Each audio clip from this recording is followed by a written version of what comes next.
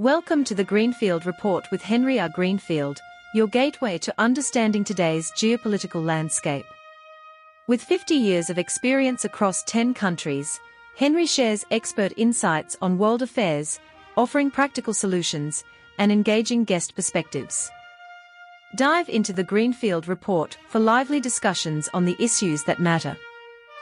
This is Henry R. Greenfield for the Greenfield Report, reporting today where we will today be meeting with a renowned economist and expert on areas ranging from monetary policy to the importance of the US dollar to free markets and his view on what is happening or not with the Trump tariff wars.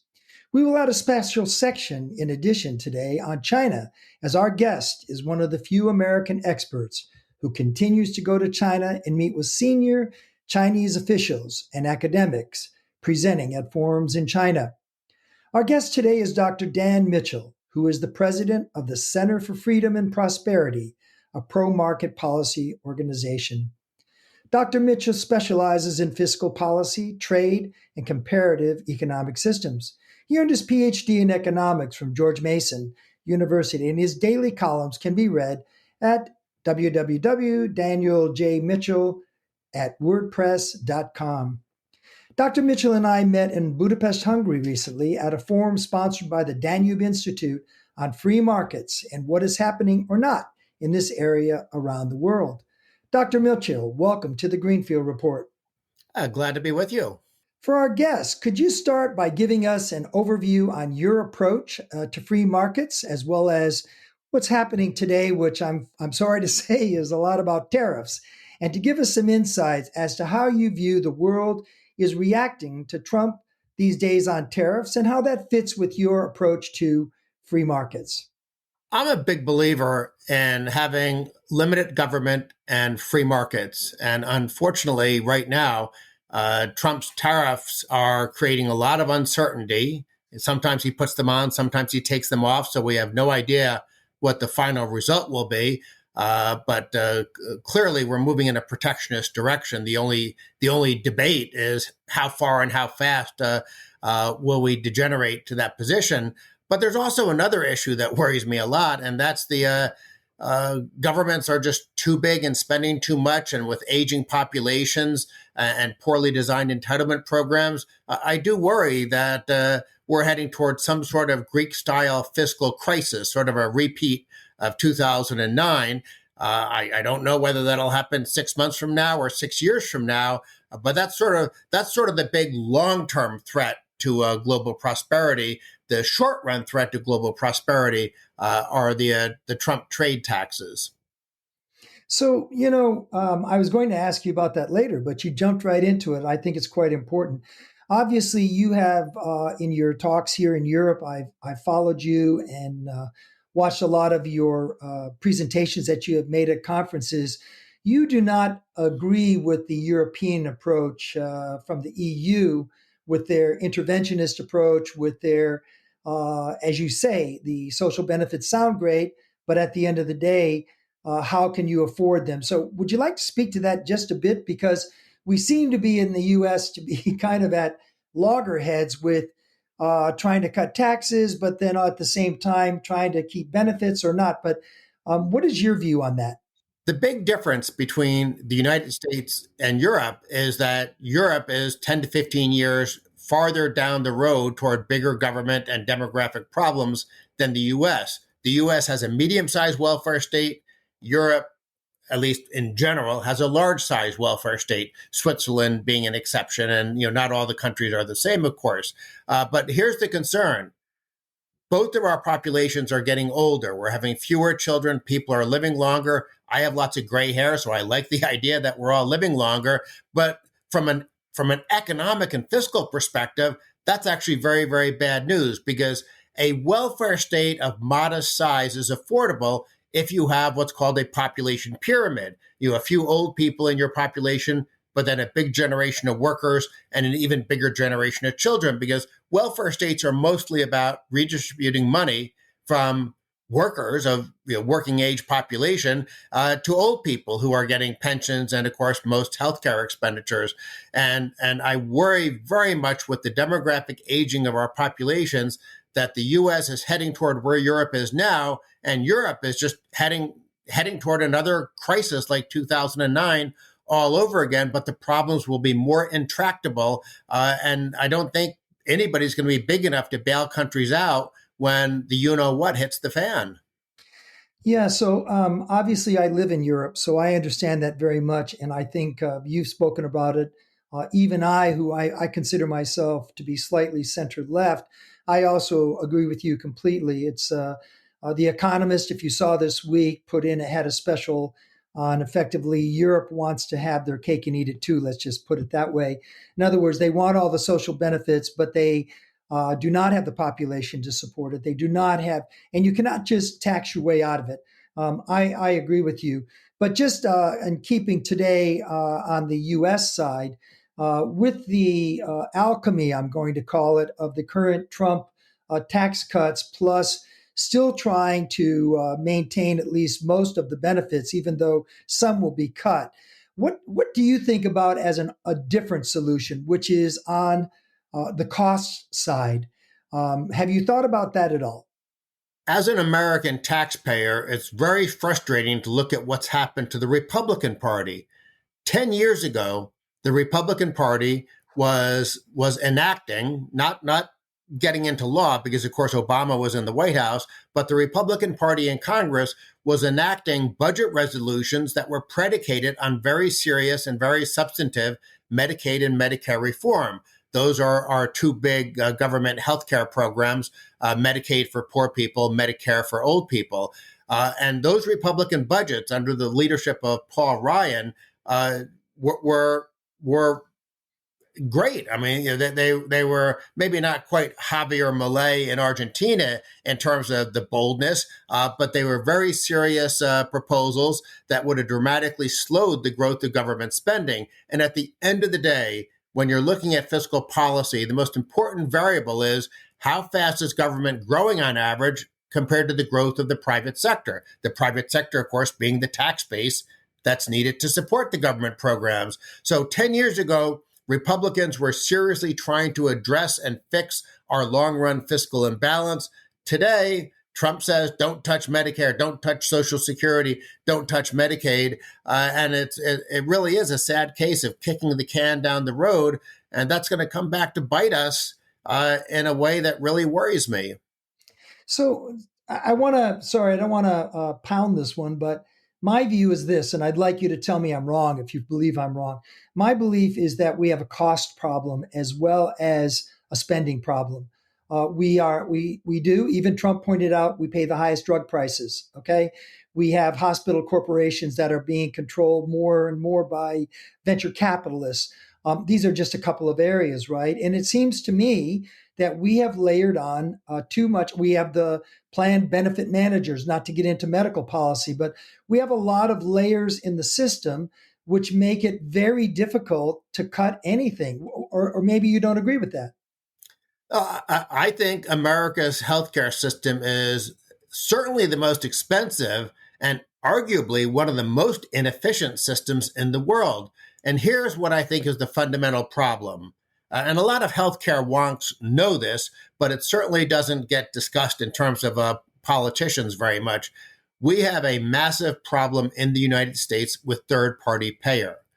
90% of healthcare spending in the U.S.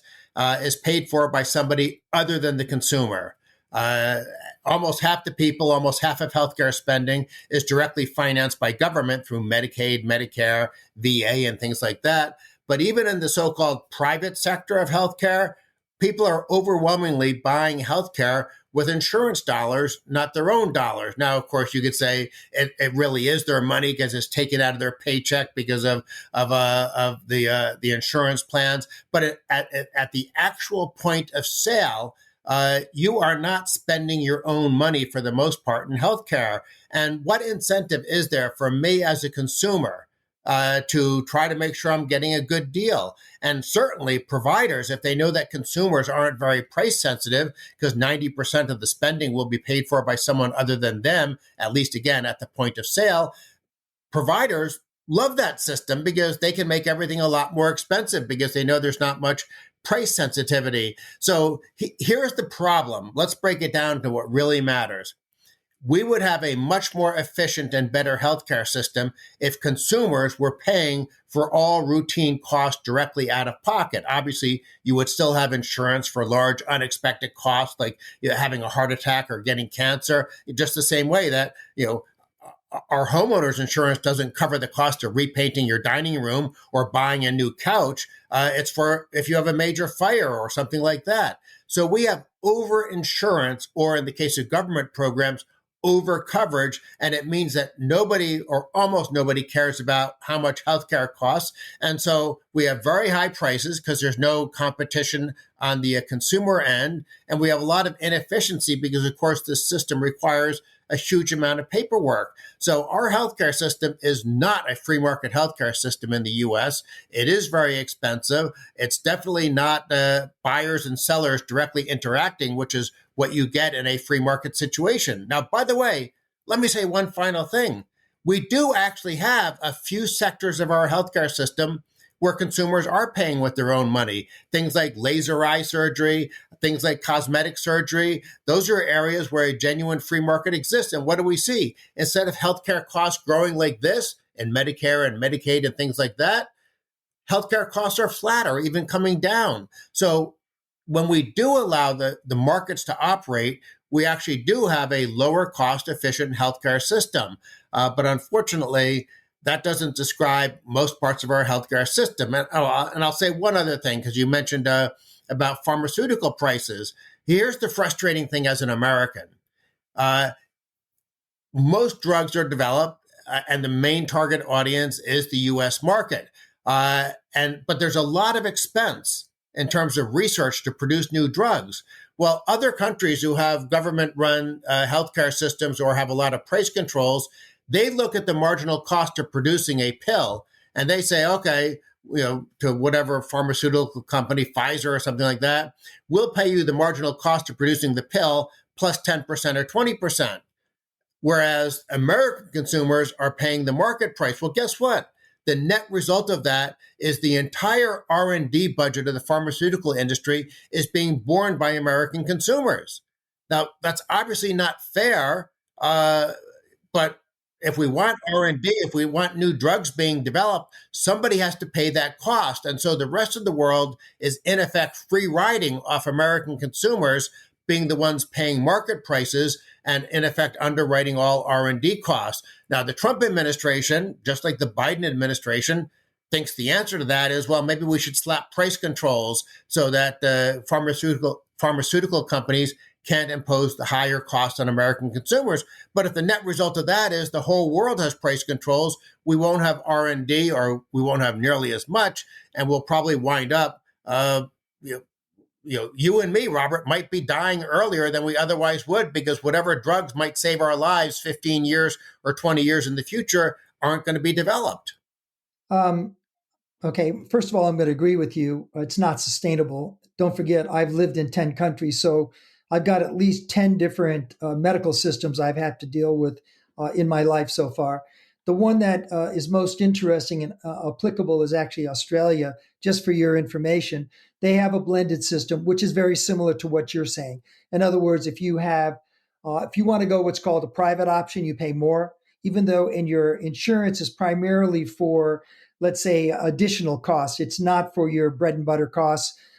Kind of things. And their big worry, by the way, when Trump came out in particular, was that they're going to have to start paying their own fair share because they are doing exactly what you're saying. They negotiate on a national basis with Pfizer, Merck, et cetera, and they get the lowest cost in the world, whereas the American consumers are carrying it. This is part of the problem, by the way, with the rest of the world when they are mocking the U.S. They don't realize that in the United States, one way or another, the Americans have carried a lot of these costs, whether it's the development of China, which you go to quite often, right? Or whether it's this kind of area with the drug side. the United States has borne these costs, and they are no longer sustainable. So, again, as a libertarian, how does the United States get out of this cycle? Well, that's a great question. And unfortunately, I probably don't have a great answer because unless somehow the US can force foreign countries to pay more, which I don't know, maybe Trump can use some executive order or something to say, based on income, countries can't buy American pharmaceuticals unless they pay instead of 20% above the marginal cost of producing a pill. Maybe they have to pay 50% or 100%, depending on their per capita income. And that would spread out the costs of allowing pharmaceutical companies to have R&D budgets. But I don't know. All I know is that the current system does disadvantage American consumers compared to foreign consumers. As you say, it's not sustainable. Something probably has to happen, but I don't know what it'll be. I worry, given the nature of politics, that we'll just wind up with global price controls and we won't get that R&D that is so crucial to future healthcare. Well, obviously, I'm in agreement with you on that. But let's move that back to Trump on his policies that are working or not working. So there's a lot of people who would agree with, and I think you said this in Budapest as I was listening to you. In principle, there's a lot of things you agree with the Trump policies, but it seems to the rest of the world that Trump spends more time going up and down, or what we would call blowing up the ship, than finding policies that are going to work in the long run. So therefore, the rest of the world really doesn't know what to do. So what do you see, as Trump's policies? Are they working or are they not working, or are we missing something outside the United States? I think it all depends what policy you're looking at. On trade, it is incredibly haphazard. That's presumably the issue most people outside America are focusing on because it affects them directly. And depending on who you talk to in the administration, it's either pure protectionism, sort of like Peter Navarro and the Commerce Secretary Lutnick. These people seem to be genuine, true believing, Smoot-Hawley 1930s style protectionists. You have other people in the administration who I think have a more rational perspective. There are bad trade policies in other countries. Trump focuses on that. He's obviously very fixated on whether other countries are treating American exports fairly or not. But he sort of ignores the fact that we have some of our own pre-existing protectionist policies in the United States. Now, in theory, back in the good old days when we used to have these, like the Uruguay round of GATT negotiations and the WTO, the focus of the world was, well, how can we sort of jointly reduce our protectionist barriers to have more free trade? Trump, here's the fundamental problem with Trump.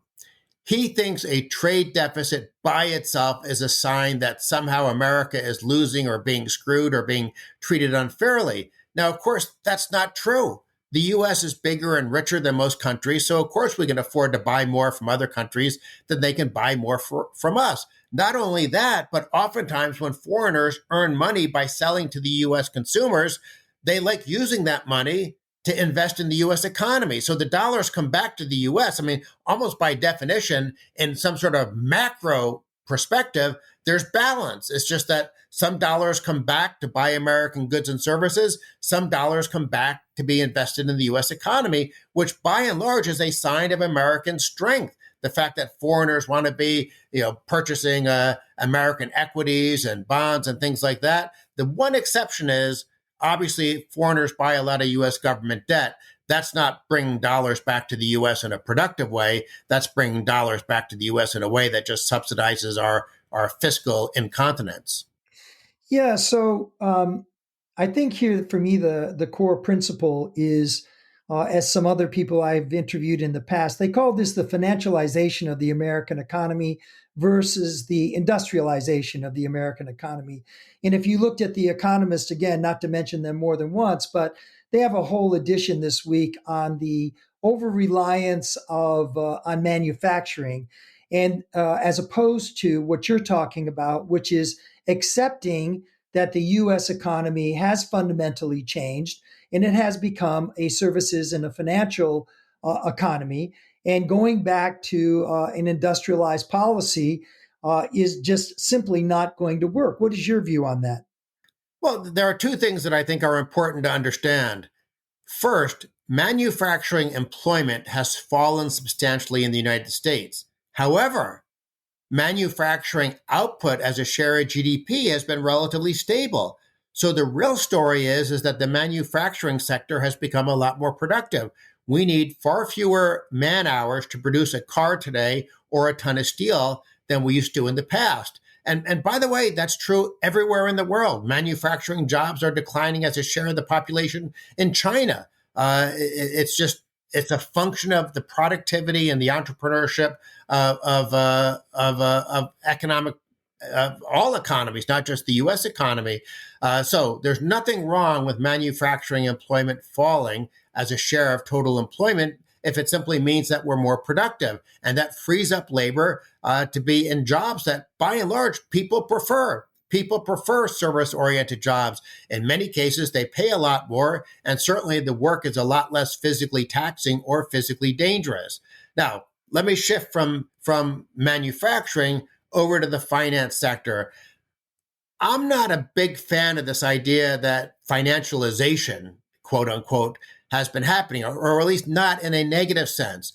America's capital markets, I think, are the envy of the world. They're a very efficient system for directing capital to where it's going to generate the most growth and the highest rates of return, which, of course, even for those of us who aren't in the finance sector, that can rebound to our benefit in terms of higher wages, greater productivity, things like that. Now, having said that, do we have some policies that I think are very silly, where the financial system, in effect, creates risk rather than reduces risk? I look at things like Fannie Mae and Freddie Mac, our two government-created entities that subsidize the housing sector. I mean, that played a huge role in the 2008 financial crisis. So I love the manufacturing sector. I love the finance sector. I love the private sector because it's made us rich by historical standards and by comparative standards, and it's helping to spread prosperity all around the world. But that doesn't mean that I want industrial policy to subsidize manufacturing, or that I want Fannie and Freddie creating systemic risk in the housing and finance sector. So let me ask you, put it to you in another way. That's very interesting. It would seem to me that what you were saying, and again, listening to your various talks, that what was going on in the U.S. economy was when Trump came in was not necessarily anything that needed to be dramatically changed, other than we could talk about taxes, etc. But the big thing that you talked about, or your recommendation that when I asked you that question in Budapest, was that you said that you would recommend that Trump would have done more gradual tariffs and not this up and down. Is this up and down kind of freaking out people like Jamie Dimon, who's talking about recession, or what's going on there? My view is that Trump should have gone back to the old post-World War II consensus of multilateral negotiations to try to bring down trade barriers. And yes, maybe as part of that process, when you're dealing with countries that are very protectionist, like India overtly and China more implicitly, okay, maybe you jack up tariffs on them a little bit as part of a negotiating thing. And this, of course, gets into this whole debate: is Trump playing three-dimensional chess, or is he just sort of blundering his way through? I fear it's more the latter than the former, because if he was doing something very clever, why is he imposing higher trade taxes on, you mentioned Australia. Australia doesn't have big trade barriers to the U.S. I mean, all these countries that we have free trade agreements with, and yet Trump is raising their trade taxes. He even raised trade taxes on the Heard and McDonald Islands, which don't have any people and don't export anything. So some of it was amateur hour. But this brings me back to what I already said, Robert, which is that, unfortunately, Trump thinks a trade deficit itself is the problem that needs to be addressed. And I just think that's fundamentally wrong. So, yes, I wish he was much more focused on, okay, let's try to encourage some countries that are protectionist to lower their barriers. And by the way, as part of that, reduce some of the barriers that we still have. I think free trade is a good principle that has served the world well. And so many people in the Trump administration don't have that understanding, unfortunately. And the president is one of them. Let's talk about somebody who might have an understanding, right?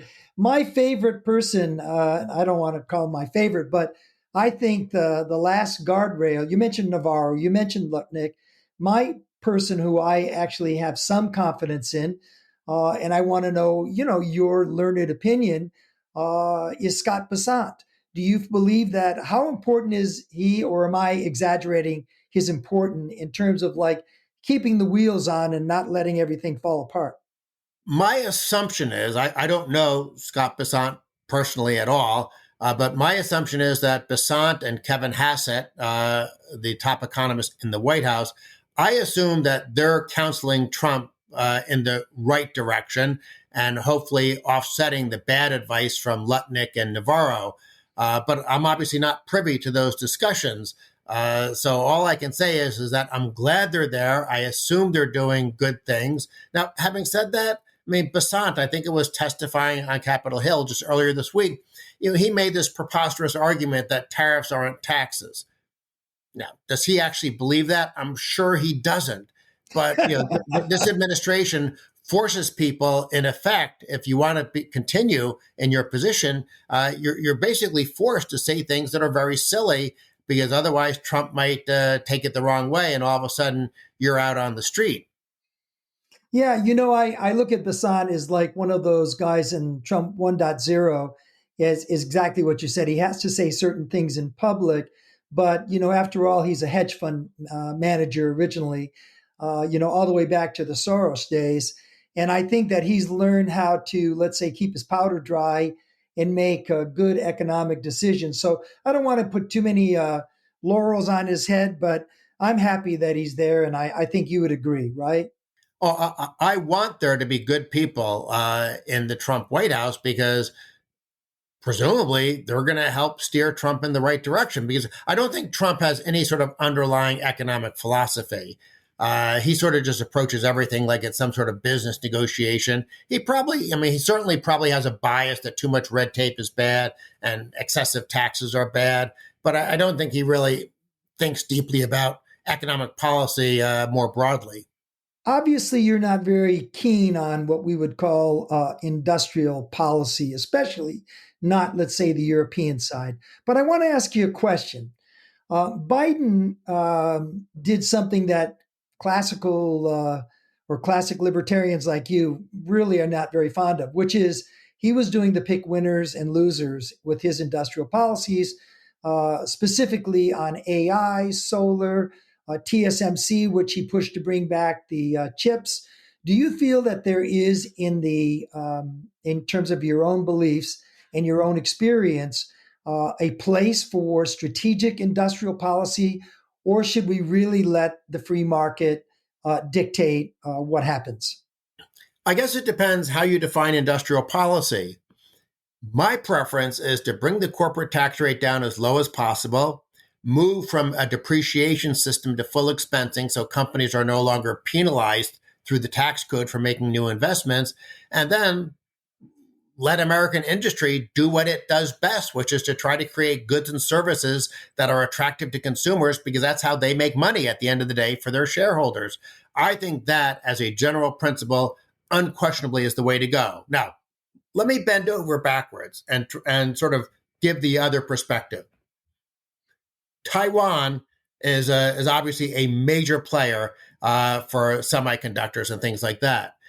If you're sitting in the White House and you're thinking, China might not be a good actor on the global stage, and maybe they'll invade Taiwan sometime in the next 1 to 5 years. I mean, I hope that's not the case, but people in the White House should be thinking about those possibilities. And if you know that a lot of American industry is reliant on high-end semiconductors from Taiwan, and there is this non-zero threat that supplies from Taiwan could be totally disrupted, it would be a good idea to have alternative sources in the free world of high-end semiconductors, whether produced in America or produced in other friendly countries. So I can understand that there is an argument, how do you deal with that kind of situation? Do I think sort of just blind, blundering, open-ended subsidies to different semiconductor countries as semiconductor companies is the way to go? No, I don't. But there was a rationale. There was a reason, and a lot of economic policy. And I'm sure you know this, Robert, from having discussed so much of it over the years. A lot of economic policy is, well, there is a little bit of an argument for this, but then you have to factor in the real world of how politics and the sausage making process will, in effect, twist it and distort it before you get to final legislation. And you have to sort of decide costs and benefits. Is a clumsy, politically influenced piece of legislation, are the benefits worth it because it'll achieve something, even though the politicians are going to impose all these additional costs? That is an open and fair question. But suffice to say, I think what Biden did was definitely a clumsy, ill-advised way of trying to address what is a genuine issue. Okay, well, at least we're going to agree on that something should be done to make sure that TSMC doesn't get cut off if there was any kind of China military action towards Taiwan. That brings me to the China question, which is something that I was very intrigued on. Unfortunately, we didn't get into that when I last saw you speak, but you and your colleague both had pretty strong opinions. And I think, are you going to be on your way to China soon? Yeah, I'll be teaching there for a week. Actually, more like 10 days in July. And what are you going to be discussing there? Mostly fiscal policy, but of course, trade is inevitably going to be part of the discussion. Comparative economic systems. Here's the thing about China. 15, 20 years ago, almost everybody in Washington was very optimistic. China, of course, had done some economic liberalization in the 1980s and 1990s. They climbed out of sort of the terrible poverty that Maoist communism had created.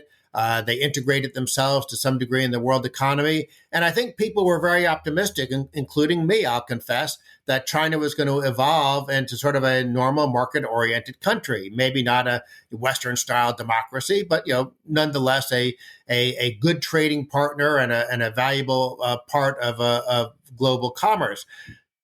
There's a lot of concern now, and one of the big changes in Washington over the last 20 years is that both Republicans and Democrats are now much more skeptical and much more suspicious of China. And the concern is that President Xi, not only has become, moved China back in the direction of more government control, and especially in terms of misallocation of capital, favoritism, what companies are getting access to capital markets and subsidies and things like that.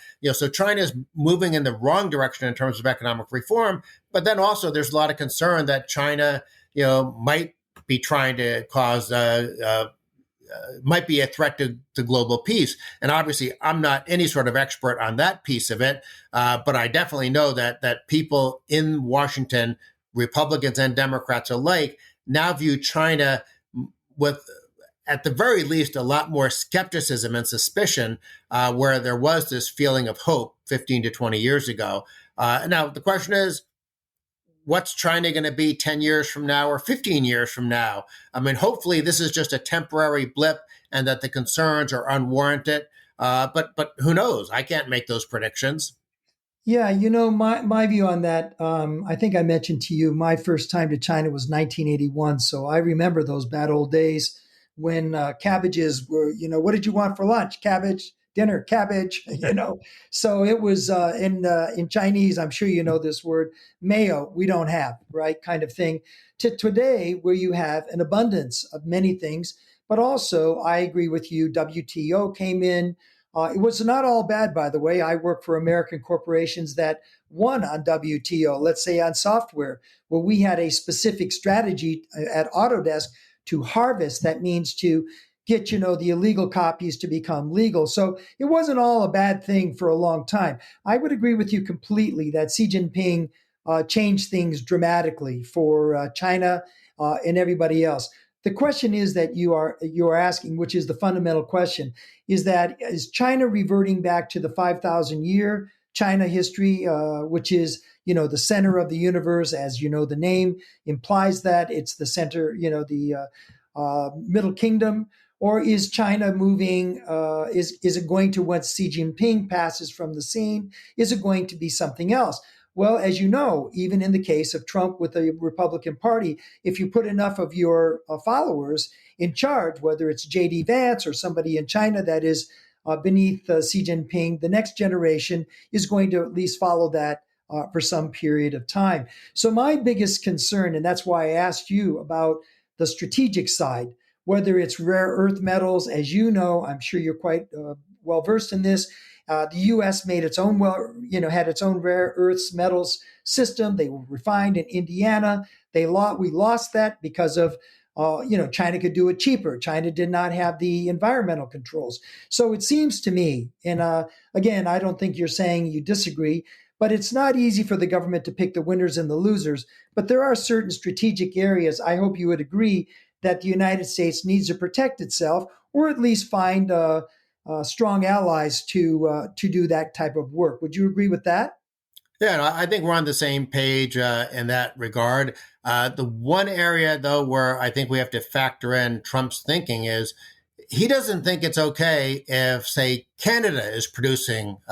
He wants everything being produced in America. Yeah, I'm a big believer that what Trump should have run on and what he should be trying to administer is global free trade among free nations. And that, in effect, can be sort of a carrot to encourage other nations to liberalize their both political and economic systems. But again, he doesn't distinguish. He's protectionist against nations that are our closest allies, and he's protectionist against countries that maybe are a problem. I think that you've hit on the central issue for me with Trump, which is not the clumsiness on the tariffs, which is its own problem, but he's not fostering this type of strategy, which is to use the democratic countries in particular to do this kind of working together. In fact, he's a zero-sum game guy. So before we end up here, I do want to ask you, this is kind of important as a libertarian economist, what would you do to change, or is Trump on the right economic path with his one big, beautiful bill? And if not, what would you recommend for him to change? The problem with the one big, beautiful bill is a sin of omission. There's really, other than a little bit of anti-fraud provisions and in terms of the Medicaid program, there's really no effort to contain the long-run expansion of the burden of entitlement spending, and that is the biggest threat to America's fiscal health, just like it's the threat to the fiscal health of European countries. And by the way, something I didn't mention earlier, I mean, as a general principle, I'm critical of European fiscal policy, but you look at some countries like Denmark, the retirement age is going up to 70. They have budget surpluses. Their government debt is very small. I mean, their welfare state, from my perspective, is far too big. But you can be a responsible left of center government. It's not impossible. It's just unusual. The problem in America is we have an irresponsible right of center government because we're not controlling the growth of government spending. I like the idea as a libertarian of people having lower taxes, but simply giving people a tax cut, and it's actually not a tax cut, it's just mostly an extension of the 2017 tax cut, but keeping taxes low, especially for lower income and middle class people, I think that's wonderful, but it's not going to be sustainable if you don't have some sort of spending restraint at some point in the system. And here's another thing to remember. You can't finance a big welfare state by taxing the rich. If you could do that, European countries would have done it. All the European countries that have bigger sized welfare states, they finance them with big taxes on middle class and lower income people, the VATs, the payroll taxes we already talked about. You mentioned a very interesting one here. By the way, I have close family members. Obviously, I live here. I know lots of people who live with these tax regimes, some more successfully than others. They're very complicated in the EU. But you did bring out one very interesting one, which I want to ask you. It seems to me that eventually Trump is going to have to switch from his tariff regime to a VAT. Do you agree? And if so, I believe that's a step in the wrong direction because now you're really transferring a heavy burden to young families, middle class, etc. So, anyway, what is your thoughts on will a VAT come into place? Because he cannot pay for everything with tariffs, right? Correct. Tariffs. There's a big Laffer curve with tariffs because once your tariffs are getting 10, 20%, or even some of these ridiculous levels that Trump is talking about, you actually do close off global trade. And so it doesn't matter how high your tariffs are. If you have no imports, you're not going to collect any revenue. So there's a naturally limiting factor. I mean, Alexander Hamilton understood this with the Federalist Papers, 250 years ago or whatever it was. So if you leave government on autopilot, sooner or later there will be a value-added tax. Now I say that with unhappiness, just like sooner or later we're both going to die, Robert. I wish that wasn't the case, but unless there's some medical miracle, at some point in the next 30 or 40 years, we're both going to say goodbye to the earth. I don't like making some predictions, and I don't like making the prediction that we're going to have a value-added tax. But unless Republicans decide to become more responsible, or maybe Democrats become responsible like they were back during the Bill Clinton era, somehow, some way, someone in Washington has to decide we need to slow down the growth of government spending. My ideal system would be copying Switzerland, where they have something called a debt brake, which is effectively a spending cap. And ever since voters implemented that back in the early 2000s, I mean, Switzerland has gotten so much stronger, so much richer. Its fiscal policy is sort of the role model for the world. Its government spending burden as a share of GDP is lower than the United States. They become richer than the United States. So again, don't look at Europe as just one big blob. You have some very successful small government countries like Switzerland. You have some successful big government countries like Denmark. But a lot of countries, France, Italy, so on and so forth, their policies are not admirable. Now, by the way, not to get us off on a tangent, but do you know that Greece a few years ago adopted private retirement accounts and their long-run pension spending as a share of GDP, according to OECD data, is going to come down by 2 to 3 percentage points. So even in countries that you think of as being really misgoverned for years, you can find elements of good public policy. Here's the bottom line. The world is a laboratory. And nations are the different experiments. And within nations, different issue areas are the experiments. And I think all those experiments, both inside countries and across countries, do teach us that it's important to contain the size and scope of government if you want to maximize prosperity for people. Well, I think we're actually a lot closer to each other than you believe. I think that there is a vast majority in the center in the United States and around the world that just want to get up in the morning, have a non-corrupt government, pay a reasonable tax, and be able to to live normally and have decent lives. But I think you've pointed out, Dr. Mitchell, several really important points, one of which I hadn't thought enough about. But you are right that there is no such thing as a free medical system or a free lunch. It is true that you have to, medical, as I've discussed with other people, is a case of rationing around the world. And the way to ration that, of course, is to let people at least pay something. And if you make it so that they're paying nothing. Now, of course, in order to pay something, you got to pay them also a proper wage. So there's a lot of things involved there. By the way, on the Switzerland thing, I do have very good friends. I live near to Switzerland. And I can say this, Switzerland has social cohesion, which right now the United States does not have enough of, but they have very strong social cohesion and people buy into that. So they believe in the system and they participate in the system and they do the right thing by and large. I think that the United States, unfortunately, with the two extremes, is moving away from that, blaming each other.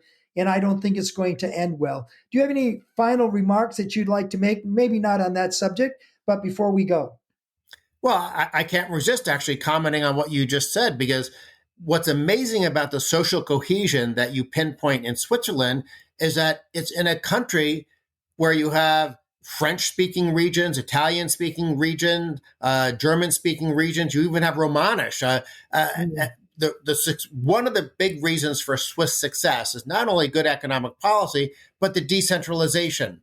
You don't feel like if you're German speaking, you don't feel like the French speaking regions are your enemy because they're making their own decisions. Whereas the German speaking cantons, they're making their decisions. In the US, we have centralized so much government policy. And obviously, Florida is not the same as New York, and Texas is not the same as California. I think some Swiss style decentralization would solve a lot of our problems with national division. I mean, there's no question that people seem to dislike each other more. We're polarizing in terms of where we live. We're polarizing in terms of whether we like people. Heck, there's even data out there that people are polarizing in terms of dating. Well, someone's of a different party, I'm not going to want to go out to dinner with them. That's probably not good. And I like to think, maybe I'm just an optimist, but I like to think a Swiss-style system of decentralization would be good for just the health of the American political system. well, I want to agree with you 100% because, as they say about in Switzerland, as you know, they have votes on everything in each cantonment, right? And they say that if you ask the typical Swiss citizen about some local measure, they'll tell you everything what's going on, and they're thrilled to vote. But if you ask them who is the president of Switzerland, more than half would not know. That is a very, very healthy sign for a country. You want to be able to live in a system where you can have a good, productive life without knowing who the politicians are. I mean, in some sense, that might be the greatest measure of how successful a country is. Well, maybe I'm not going to say that you're going to say this, but I would recommend to President Trump to dial it back a little bit, okay? And let's let some of those states' rights keep on growing as opposed to executive or federal control. Would you at least agree with that? Oh, I definitely agree. But Trump is not going to dial it back. It is who he is. And on one level, it's entertaining, it's colorful. It certainly makes it interesting to look at the news. But wouldn't it be so much better if we didn't have to worry about that kind of drama in our lives? I, for one, think decentralization, smaller government, and not having to pay attention to politics would be a very healthy long-run outcome for the United States. And it doesn't mean we're going to live in my libertarian fantasy world of government only 5% of GDP. Maybe we'll be like Switzerland, where government's 30% of GDP. But as long as there's enough breathing room for the private sector to function, in the grand scheme of things, would I prefer smaller government and growing 3% a year compared to medium-sized government and growing 2.5% a year? Yes, I would. But you know what? We'll have a good life regardless with either one of those two approaches. Well, I'll end by saying I'm sure this is a person you don't agree very much with her. Nancy Pelosi once, when she was challenged a couple of years ago, she said, "You guys are going to have to all get over it. In the end, we're all capitalists." So I want to thank you for being on the Greenfield Report. This has been a fascinating time. If you don't mind, we may check back in with you after you come back from China. We'll be really interested to hear what your take is on China, especially at this pivotal moment in history. Today, we have been speaking with Dr. Dan Mitchell, who is a global expert on a whole host of areas ranging from dollars and monetary policy to obviously economics, government, and taxes. We want to thank you very much, Dr. Mitchell, and wish you well on your trip to China. Well, thank you. I'm looking forward to it. I'm still in the long run an optimist that China will become a rich, successful, market-oriented country. The Chinese are rich everywhere they go in the world, except for in China. So if they liberalize, the sky's the limit for prosperity for China. Well, thank you very much. This is Henry R. Greenfield signing off with our special guest, Dr. Dan Mitchell. Thank you for joining us on the Greenfield Report with Henry R. Greenfield. We hope today's insights into the ever-shifting geopolitical landscape have sparked your curiosity and broadened your perspective. Stay connected with us for more in-depth discussions and expert solutions.